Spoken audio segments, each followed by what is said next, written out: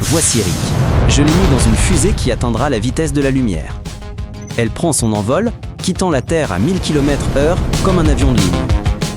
Dans quelques minutes, Rick atteindra la haute atmosphère où l'air est rare. Encore un peu, et il sera en orbite. Des satellites tournent ici, et l'ISS passe à proximité. La vitesse a atteint 28 000 km/h. La Terre S éloigne lentement et rétrécit. La communication avec la base reste instantanée, nous lui parlons presque au téléphone. Moins de 4 heures après le lancement, Rick dépasse la Lune. Il file maintenant à 100 000 km/h.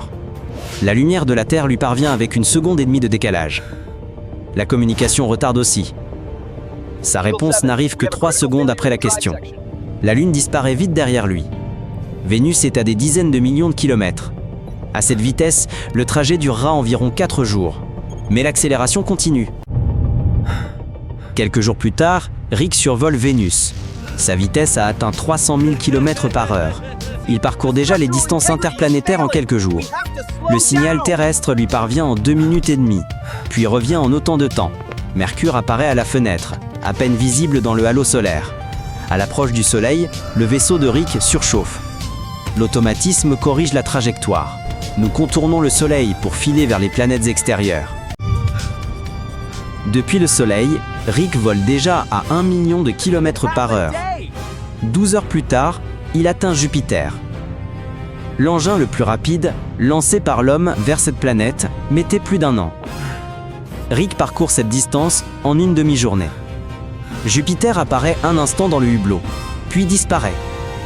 Son atmosphère et ses satellites forment un arc coloré et flou. Quelques heures plus tard, c'est Pluton. Au-delà, le vide. La communication avec la Terre ralentit nettement à ce point. Un message aller-retour prend près de 11 heures, mais Rick sera encore plus loin durant ce temps. Le délai réel devient donc bien plus important.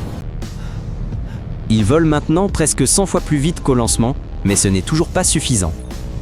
Pour atteindre L, étoile la plus proche en 4 ans, il faudrait multiplier sa vitesse par 10 000. Rick approche ainsi la vitesse limite de la lumière dans l'univers. Rien, pas même les signaux, ne peut aller plus vite. La lumière du Soleil devient plus faible et Rick vole presque à ses côtés. S'il pouvait voir la Terre, il verrait le temps s'arrêter pour lui. Les gens seraient figés dans une pose unique. Rick voyage à 99 fois la vitesse de la lumière. C'est presque la limite. Il ne peut aller plus vite. À cette vitesse, Proxima du Centaure est atteinte en plus de 4 ans terrestres. Mais dans son vaisseau, tout est différent. Pour lui, seulement 6 mois se sont écoulés. L'espace s'est contracté et le temps a ralenti. Ce n'est pas de la science-fiction. C'est la physique normale, à de telles vitesses. S'il regarde en arrière, il verra le Soleil et la Terre tels qu'ils étaient 4 ans auparavant. Il se déplace avec la lumière qui a quitté le système solaire à ce moment-là. Tout ce qu'il voit est le passé. Il vole ensuite vers le centre de la galaxie. Tout ce temps, il dormait dans une capsule. Elle préservait son corps. Et voilà, il s'est réveillé. La lumière de la Terre le dépasse encore légèrement. Le système solaire ressemble à son état au départ. La Terre, si on l'observe, semble 100 fois plus lente. Mais ce n'est qu'une illusion. En réalité, bien plus de temps s'est écoulé là-bas que pour Rick. Pour lui, quelques siècles seulement. Sur Terre, des dizaines de milliers d'années ont passé. Regardant la Terre par le hublot, Rick réalise que tous ses proches sont morts depuis longtemps. Et il ignore même si la Terre existe encore. Au centre de la galaxie se trouve un trou noir, 4 millions de fois plus lourd que le Soleil. C'est autour de lui que tout tourne dans notre galaxie. Nous aussi. Sa gravité est si forte que même la lumière ne peut échapper. C'est pourquoi il est noir. L'espace autour est déformé. Par le hublot, tout flotte comme dans l'eau. Le corps de Rick est plus lourd qu'avant. Encore un peu, et il franchira l'horizon des événements. C'est la frontière d'où rien ne revient. Ni la lumière, ni un signal, ni un homme. Nous le dirigerons donc dans l'autre sens, avant qu'il ne soit trop tard. Rick quitte notre galaxie. Des centaines de milliards d'étoiles, dont le Soleil reste derrière lui. La galaxie d'Andromède, la plus proche, est à environ 2,5 millions d'années-lumière. Y voyager à la vitesse de la lumière prendrait 2,5 millions d'années terrestres. Ces chiffres sont difficiles à concevoir.